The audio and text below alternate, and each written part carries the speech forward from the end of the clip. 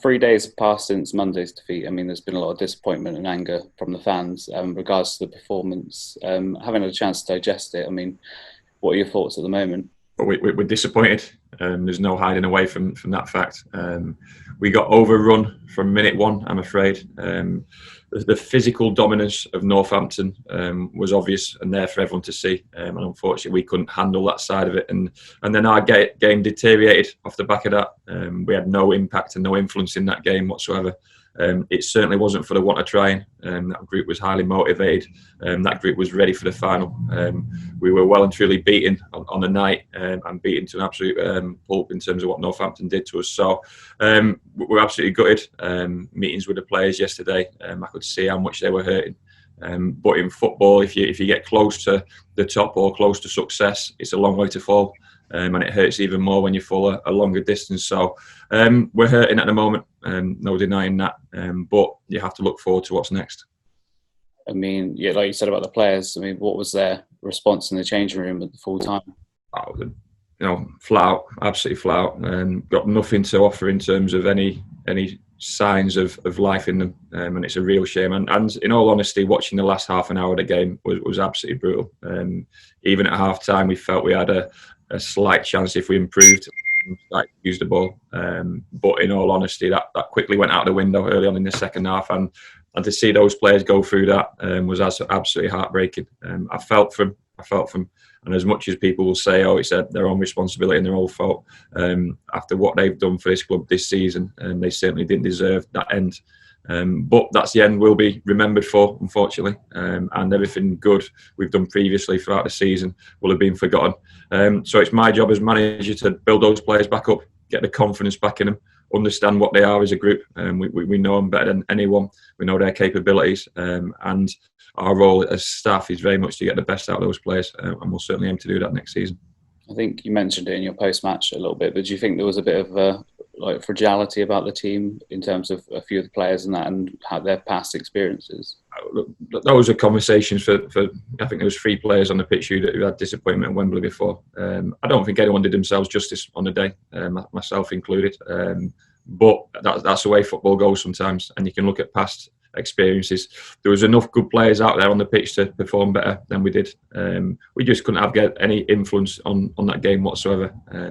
And any threat we did have in small moments wasn't taken.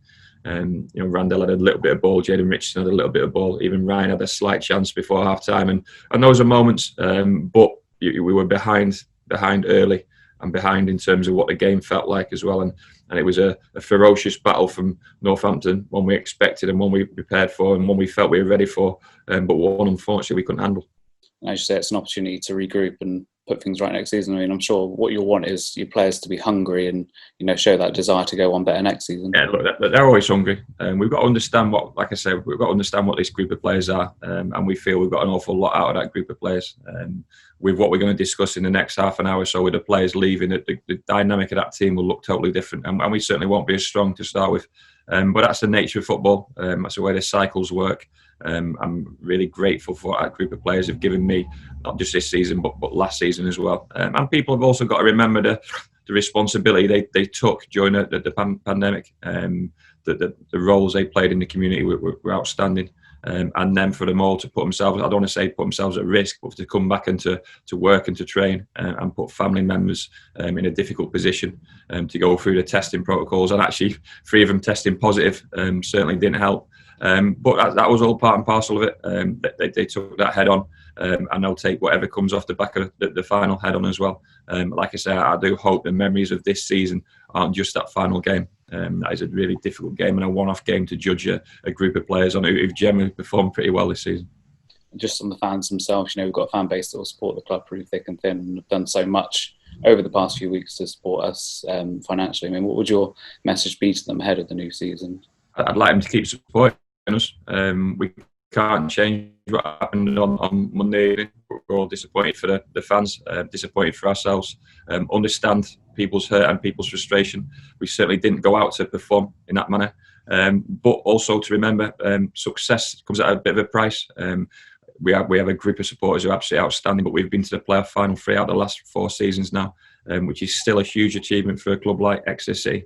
You look at some other clubs in our league who stay around the mid-table mark or even fight relegation, but we're constantly challenging towards the top end of the table, and that reflects on the group of players and the staff and all the effort that's going behind the scenes through the stadium staff, the academy staff, and obviously my first team staff. So we all work for a reason, and that is down to the fans.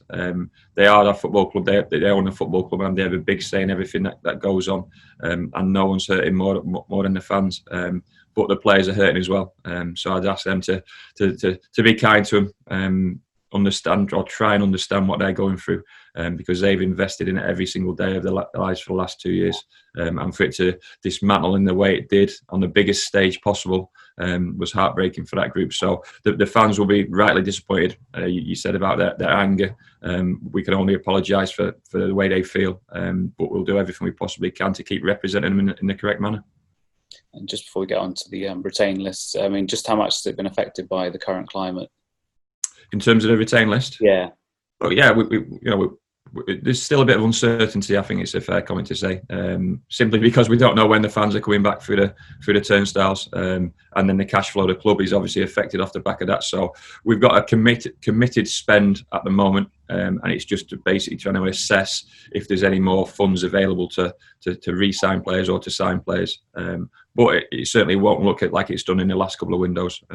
We've worked pretty strongly in the last few windows, certainly in the summer recruitment times, to bring in not large numbers of players, but a good group of players. And this is a moment where young players are going to have to step in. We spoke a lot about our current group of 23s, an exciting group. They're not ready by any means in terms of being able to throw them all in at once, but they'll certainly get a bigger opportunity than they have done this season. And hopefully they'll grow into that responsibility. I mean, when you look at the news that came from Wigan yesterday as well, I guess that just emphasises how difficult clubs are going to find, moving forward. Exactly, and that could be the first of many. And hopefully we're not a club in this situation. I don't expect us to be in a club in that situation. And as angry as the fans will be about our performance on Monday night, I'm sure the Wigan fans will be even more angry that they're facing a 12-point deduction and almost a guaranteed relegation either this season or next season.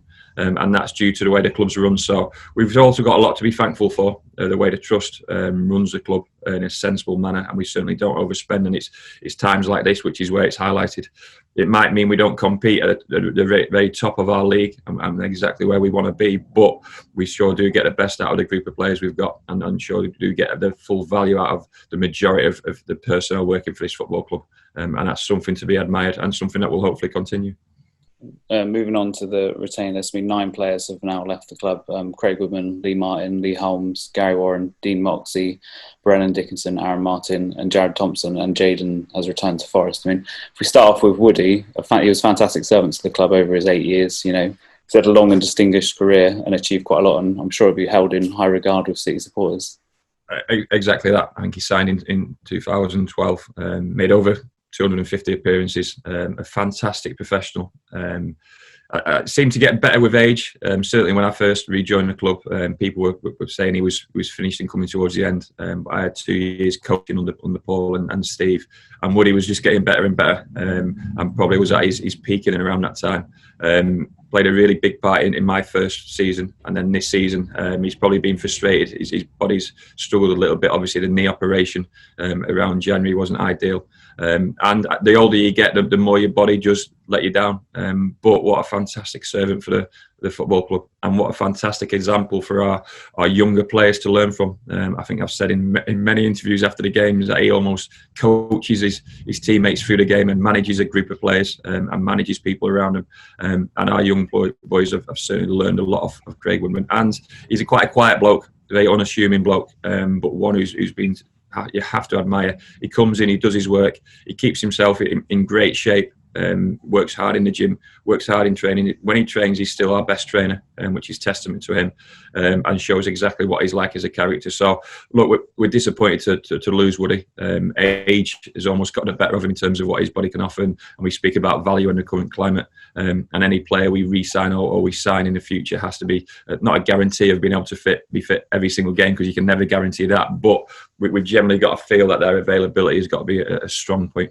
I still think Woody will go on and play elsewhere. I still think he's got a future in the game in terms of playing and coaching. And we certainly wish him all the best, and we'll help him everywhere we can in terms of that. next, Dean Moxie. I mean, over 2 spells, he'll go down as a City legend, surely, scoring that goal that got the club to tie with Man United and winning back-to-back promotions. I mean, you played alongside him as well. It came to a bit of a sad end on Monday for him, but I'm sure he'll still go down as a club legend. Yeah, without a doubt. Dino certainly shouldn't be remembered for Monday. That was his frustration and his disappointment and despair at the way that game was going. But like you say, it played a huge part in the club's beginning, I suppose, almost saving the club with that goal in the FA Cup, and then playing a part in the Manchester United ties. The double promotions, and then going on to have a fantastic career at the top level of football. To play at the top level is a huge achievement, and to play at the top level when you started as low down, with no disrespect to where Exeter were at the time, but where you start off in the conference and start off through Exeter's academy, and to play in the Premier League and have a good career at the top level, that speaks volumes for Dino. Came back as a more senior figure in the last 3 seasons, and has played a part in our, we don't say recent success, but our achievements in getting to playoff finals and competing towards the top end of the table. Local lad, loves the club.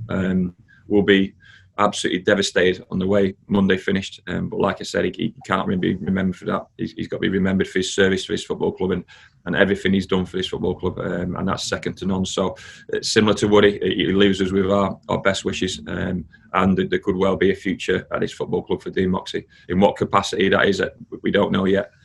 Because he's probably got a few more years left playing at whatever level which he chooses. But like I say, we put Monday aside. His performances this season and last season and throughout his time at Exeter City have been of a certain standard and a certain ilk and a certain quality of player, and that showed when he went on to play at such a high standard. He showed his versatility as well, coming in, starting as a left back and then moving to that more central defence role. Yeah, definitely. Similar to Woody, when age starts to take its toll on the body, generally you lose your mobility. And I remember when I played with him, he was quick, he was sharp, he was wiry, he was physically strong in his body in a slight sort of way. But the older you get, the slower you become, and the less power you've got in your body. And the more central role seemed to suit him. Yeah, he had a really good partnership with Darragh O'Shea in my first season. And then has played part of a back three for the majority of this season, which really did suit him to a certain extent. And his versatility, you can still play left wing back. You could even put him left wing at a time. But like I say, in terms of what Dino's done, has to be remembered for all the good points. Aaron Martin, he was your first signing as a manager. I mean, he had a very good year, but does his departure leave you the opportunity to bring in a defender more suited to how you want to play, maybe? Not necessarily. As has had his ups and downs in terms of his time. He started off really well and then lost his way and lost his form to a certain extent. And I've just touched upon Darragh and Dino's partnership. And that was a formidable partnership for a period in Aaron Martin's first year.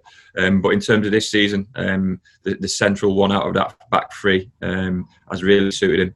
And the signings of other players in and around it, such as Nigel, has took some physical pressure off Azza. And Aaron Martin has been a character who we've relied on week in, week out. The way he's trained on a daily basis has been fantastic. And even when he's not been in the team, he's trained properly. His attitude towards the club has been spot on. And for him to come back and to play and to train in the last month was a huge moment for Aaron and the football club. He just had a newborn child. His mum had already tested positive. His dad was in the high-risk group. And his partner was at home with 2 young children. So that was a big decision for Aaron to make, and I'll be eternally grateful in terms of what he did and to come back and to put himself forward to be available and to train. He was absolutely fantastic in the 2 semis. Obviously, the Monday night game didn't go the way we wanted it to, but a lot is made of the sort of profile I want as a centre-half. There's not too many of those profiles around in modern day football, unfortunately. But I think we probably saw the need for it. If you ever seen an example of why we needed a physical specimen in the back line, it was Monday evening. But what Azza gives us away from those moments is absolutely fantastic. He defends a box better than anyone. He's defending on the floor. He's fantastic. He's never beaten 1v1. And he's chipped in with a few important goals throughout his time as well. So he'll certainly be fondly remembered. And it has to go on record how appreciated I am of what these players have put themselves through, especially the ones who know they weren't going to get a contract. We made that clear straight away. And for the group to come back and to train the way they did and to put themselves forward was testament to them. I guess it says a lot about the kind of characters that you want to sign and have signed as well. Yeah, character's everything, absolutely everything. You can have all the ability in the world. It means nothing if you've not got any character and personality. And this group's certainly got character. People will hold that against us for what happened on Monday. But when you look over the course of the season and the course of the 2 years, you find out about the real people. And as disappointed as we are and as hurting as we are, this is a moment for reflection on what these people have given to the football club. And they've given absolutely everything, which is why it's even harder when you release players. Lee Martin, 37 appearances this season and 40 last season. He's had a good couple of years at the club and impressed with his work rate, hasn't he? And he's also chipped in with quite a few important goals this season. Yeah, Lee's a talisman. People don't see him, well, the fans certainly won't see him away from the football pitch, if that makes sense. We see him on a daily basis. He is infectious. He's got an incredible personality, an incredible enthusiasm for the game, even at his age. He covers every single blade of grass. He runs the most distance in training and the most distance on a Saturday. It's like a Duracell bunny. He just keeps on going and going and going and going and going, and he's absolutely incredible. And it means that the rest of the team have to do the same. They have to follow suit when they see a senior player at the top end of the pitch doing that. He presses better than anyone. He's contributed with goals. An absolutely fantastic professional. And his style of football is a certain style. And sometimes he gets eaten up or missed out in terms of the physical nature of League Two. But he's a player who's had a higher standard of career for a reason. And when the football's on the floor and be played in a certain way on good pitches, and you get a little bit more time and space, and he's absolutely outstanding. Unfortunately, our league's not always like that, and our pitch certainly isn't always like that. So it shows you what Lee's had to, how he's had to adapt his game at times. But certainly we felt we got a lot out of Lee in terms of what he gave us energy-wise. No one else has given us what Lee Martin gave us, and he will be missed. As a manager, you look at the dynamic of your team, and you look at people look up to in terms of leaders, and there's different ways of leading. But the enthusiasm Lee has for the game is certainly a big aspect. And we speak about how our young boys and our academy products look up to our first team players and work alongside them. I regularly use Lee Martin's training and enthusiasm for the game as an example for our younger players. So we'll miss Lee. Hopefully he keeps on playing. Hopefully he goes and finds his a level and a club where he's comfortable. I know he's got a young family and more children on the way. So it's important that Lee goes and keeps on playing. But hopefully he's been sensible in terms of the career he's had. And that is a fantastic career, which obviously started at United, started at the very top. But hopefully he will continue. Lee Holmes, again, another fantastic servant for the club over the past, 5 or 6 years, I think now. Yeah, I think Lee had an initial loan spell, I think I'm right in saying, probably 5 or 6 years ago, and then signed in 2015. Look, he's a player similar to a lot of these boys we spoke about. He's played at a higher standard and unplayable on his day. One of the best technicians I've worked with and I've seen at this football club. Unfortunately, the last couple of seasons and maybe throughout his time, we don't feel he's been able to play enough games on a regular basis at that same level. And that is a body issue, because ability-wise, there's no one better than Lee Holmes at this level. The fact that he was unavailable for every game this season suggests where he was at with his body. And we got him close to fitness on a couple of occasions, but we just couldn't get him involved. So a disappointing last season. In my first season as manager, played a big part in what we did. You almost felt every header Jayden had was probably off the back of a Lee Holmes cross. And I think when Jayden had his initial spell on loan and scored those goals, it was probably the same back then as well. So that showed you what he did and what he provided. And you'd like to think he could have done that this season with Ryan and Fisher and people like that in the box. But unfortunately, it just wasn't to be. And even when he was available, a little niggle came up and then he broke his toe, and it just spiralled from there on, really. And to miss the whole season was disappointing. And then obviously to not be available for the month of June was a difficult one for Lee and a difficult decision for him, but one we fully respected. And he moves on with our best wishes. As far as I know, he's going to stay in the area. So there's going to be some local clubs who have a good player and a good professional if they can get him fit and keep him fit. But we do wish Lee well. And as a person, fantastic character who would do as much as he can for the local community as well. Yeah, did a lot in the community. Really used his personality really well. And and did an awful lot with the right people. And there was a spell where his daughter was in hospital last season, and the money they raised as a family was outstanding. A fantastic contribution, and showed what they were as a family, and showed what Lee is as a bloke. The club helped him out as best we possibly could, and really supported him through what was a really difficult time for Lee and the family. But you are remembered for what you do on the football pitch, and I'm sure a lot of City fans stood on the big bank will have seen some fantastic moments from Lee Holmes over the years. Unfortunately, we won't get to see those moments again, but you look at the next generation of players coming through, and if they can match Lee's ability on the football pitch, they'll be good players. Gary Warren, again, another blighted by injury this season. I mean, he showed glimpses of what he could do in his in the minutes he did play. But is that one of your frustrations of the season, would you say? Yeah, definitely. Look, we signed Gaz for a certain profile and a certain job. Born leader, born winner, physical presence. But we just couldn't get him on the pitch. A real shame.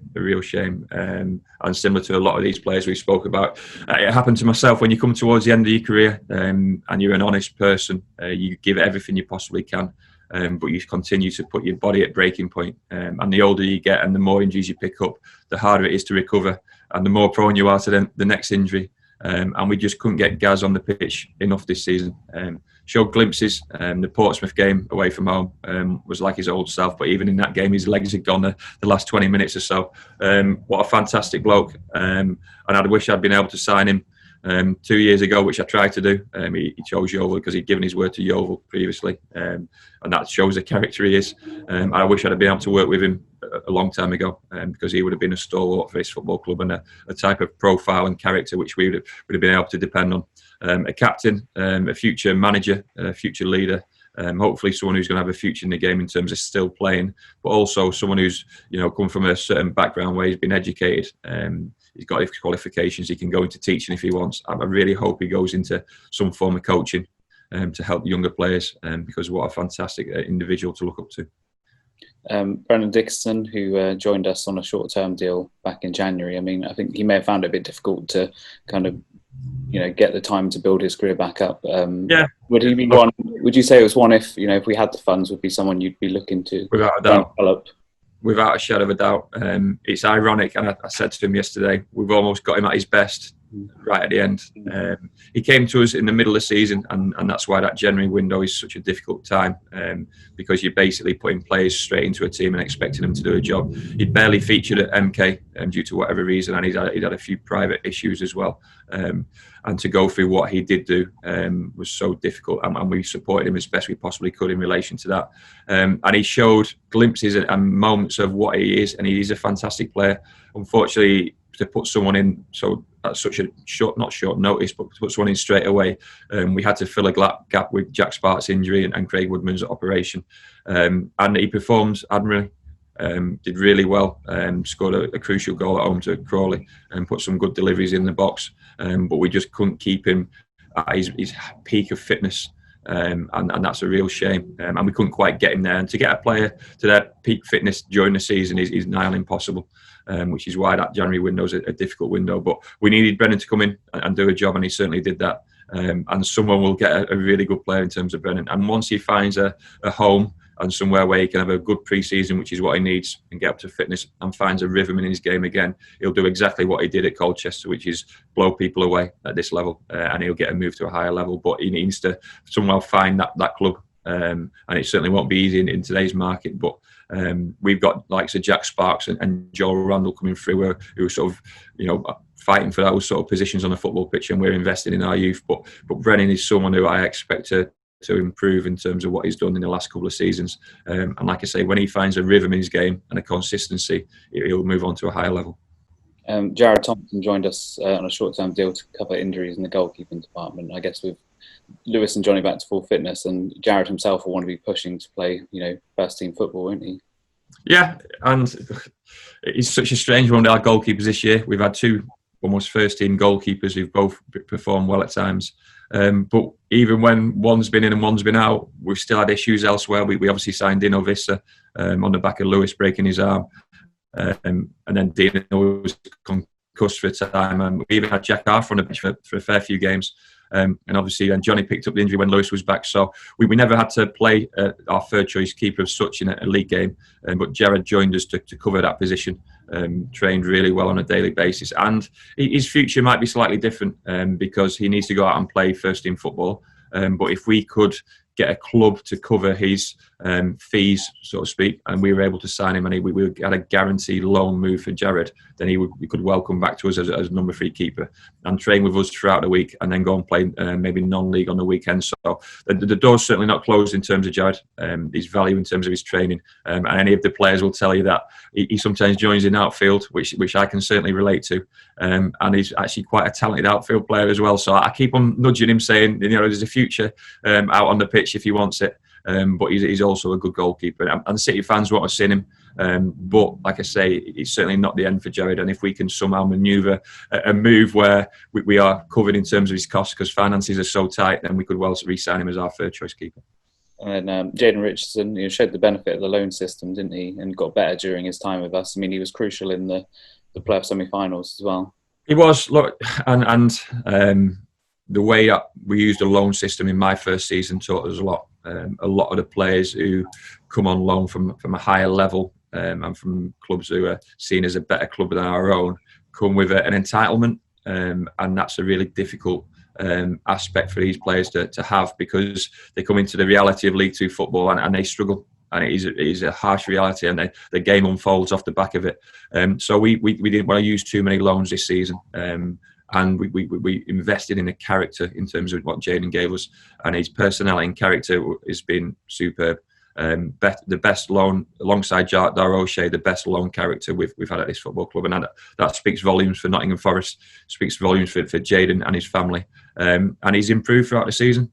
He's probably been a little bit unlucky that right wing back's his natural position, and Randall Williams has been our best player this season. But the fact that I trusted him to play on the opposite side of the pitch in the semi-final and the final speaks volumes for how far he's come. Pace and power, a really dynamic player. Still needs to learn a lot about the fundamentals of football and the defensive side of it if he's going to become a top-class fullback. But an exciting player moving forward, and it's always had a smile on his face. And the way he interacted from a lad who come down from Nottingham and live in the area, live in temporary accommodation. But he seemed to really enjoy his time, which we're delighted about, because we want it to reflect well on the environment we've got here. But hopefully he's one we could well work with in the future if he went out on loan again. He's a player who'll play at a good level of football.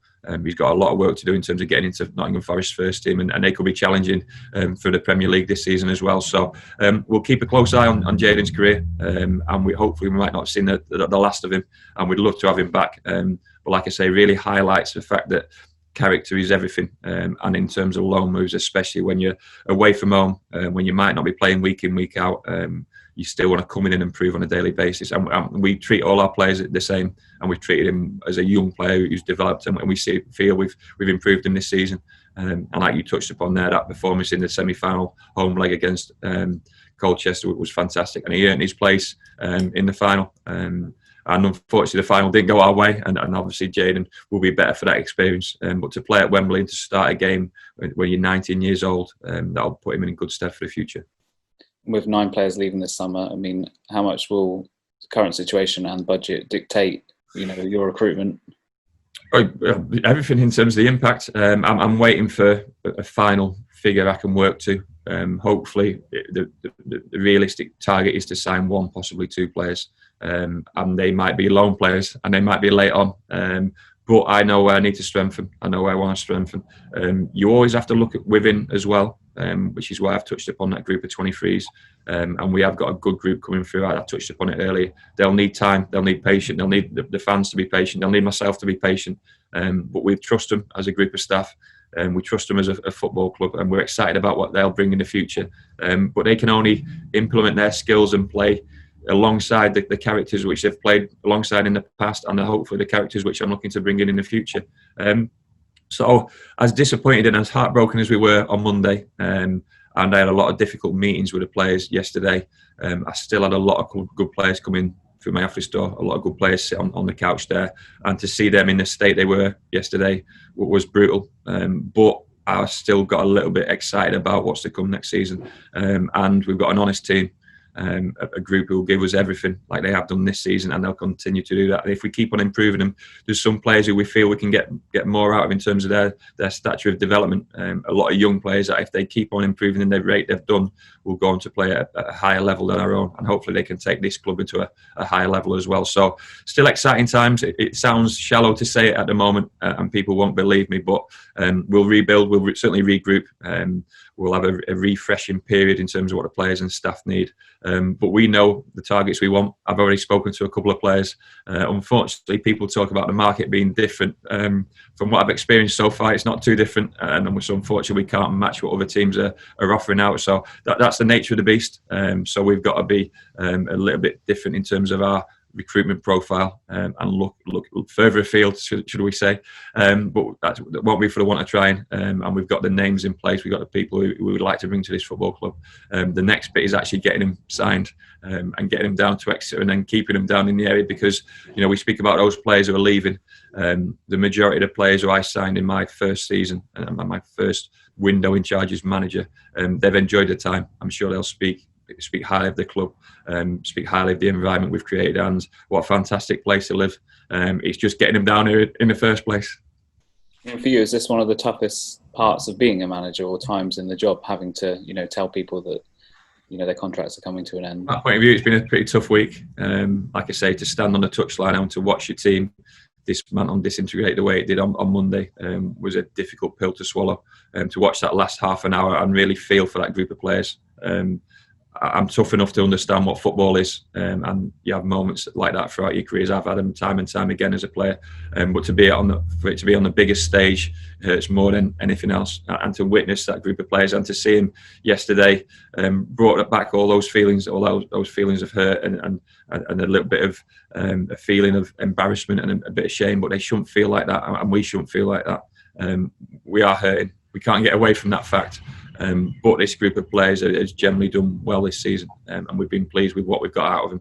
We will always be remembered for that game on Monday night, but we've got to build another future, another group of players who are capable of challenging or capable of competing in this league, which is what we're aiming to do. And like I say, when you see the players and how much it means to them and how much they enjoy working here, it just boosts you a little bit, and you always need a boost when you're a little bit low. So I got a little bit of a boost from seeing that group and speaking to them and seeing what they wanted to achieve in the future, in terms of their careers and the careers at Exeter City. And hopefully we'll continue to be on the right track. We might have a slightly transitional year in terms of where we finish league position or where we are competing in the league, and those young players get an even bigger opportunity. But that excites us. That is our football club. And that's what we expect, and how we've got to bleed these young players in amongst the more senior ones. And if we can get a couple of certain profiles to fit in and around that, then that will be absolutely fantastic. But I fully know what the restraints are budget-wise, and I'm certainly not complaining about that in any way. And I'm actually doing the best I possibly can to free up some more budget from my playing group and my staff as well. And I guess we just send our best wishes to all those who are leaving, and for the without a doubt. Look, yeah. A lot of people won't even bother watching this interview, and won't understand what these group of players have put forward and put into this football club. And I can only thank them for their endeavour over the last couple of seasons, and for those who've joined us this season as well. Some of those players have put an awful lot into the red and white Exeter City shirt. Craig Woodman for long periods of time, Lee Holmes long periods of time, Moxie over two spells, and the more recent group over the shorter period, but no different in terms of what they've put in, and they're to be commended. Football moves pretty quickly, and like I touched upon earlier, it happens in cycles, and a lot to be thankful for in terms of what those players have given us, and they've given us good memories. Unfortunately, there's one memory in our minds at the moment, and we can't get it out of there. But they've given us good memories, and they've represented the club in a good manner, good players and good people. And I'll help them any way I can in terms of the future. I hope they're going on to have good careers. Generally, you've probably seen that a lot of players who, when they leave our football club, find it difficult to find another home, because we really create that atmosphere and that environment for them. So we wish them all the best, and we'll give them any assistance we possibly can. And hopefully they're seen in good light by the fans.